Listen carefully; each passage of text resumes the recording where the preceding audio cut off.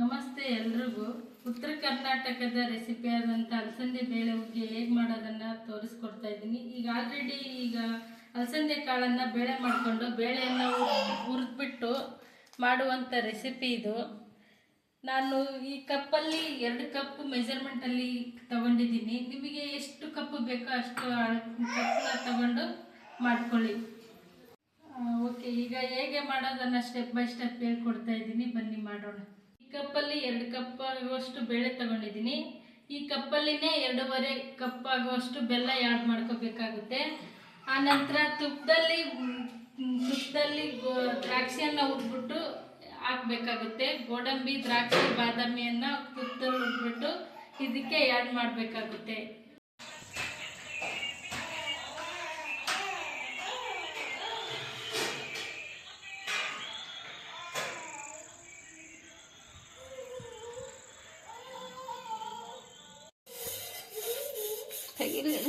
ಹಾಕೊಂಡಿಲ್ಲ ತೆಗಿಲಿಲ್ಲ ನಾನು ತೆಗಿಲ್ಲ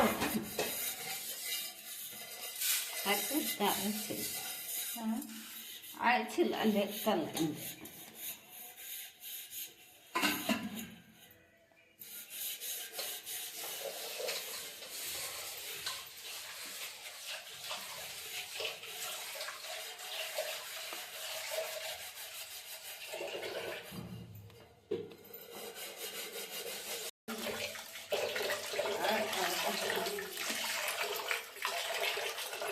ತೆಗೆದಿರಲ್ಲ ಹುರ್ಕೊಂಡ್ರಿ.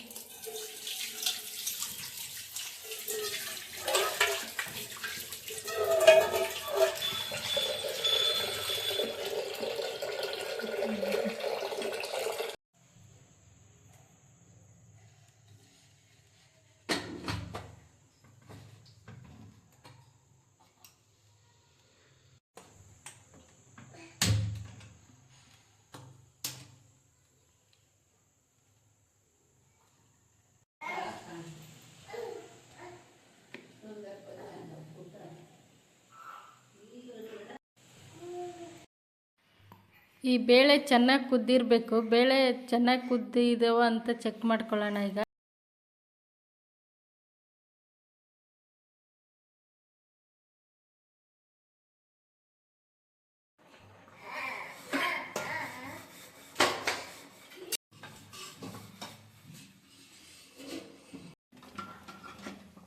ಇವಾಗ ಬೆಲ್ಲ ಸೇರ್ಸೋಣ.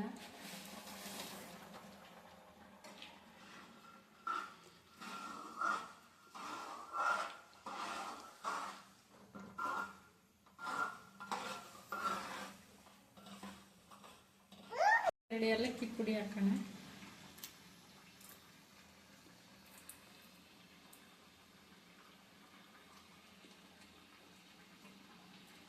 ಏಲಕ್ಕಿ ಸ್ವಲ್ಪ ಹಾಕೋಣ.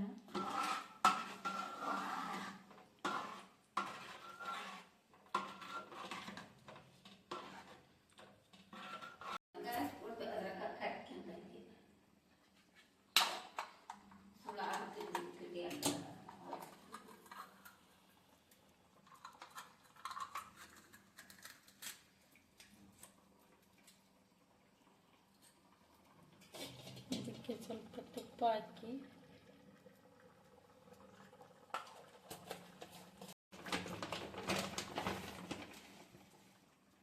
ಒಂದು ಹಿಡಿಯುವಷ್ಟು ದ್ರಾಕ್ಷಿ ಹುರ್ಕೋಬೇಕು ತುಪ್ಪದಲ್ಲಿ.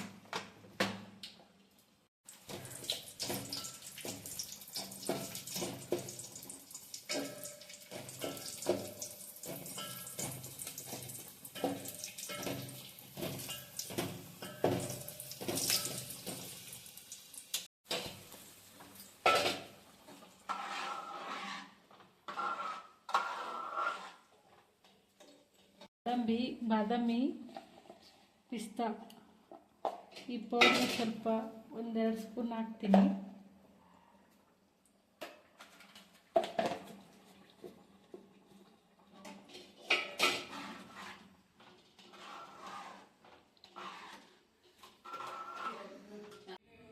ಫೈನಲಿ ಹುಗ್ಗಿ ರೆಡಿ ಆಯಿತು. ಇದರಲ್ಲಿ ಡ್ರೈ ಫ್ರೂಟ್ಸನ್ನು ಪೌಡ್ರ್ ಮಾಡಿ ಹಾಕಿರೋದ್ರಿಂದ ಏನೂ ಕಾಣಿಸ್ತಾ ಇಲ್ಲ. ನೀವು ಹಾಗೆ ತುಪ್ಪದಲ್ಲಿ ಹುರಿದ್ಬಿಟ್ಟು ಡ್ರೈ ಫ್ರೂಟ್ಸ್ನ ಹಾಕಿದರೆ ಚೆನ್ನಾಗಿರುತ್ತೆ, ಬಾಯಿಗೆ ಸಿಗುತ್ತೆ.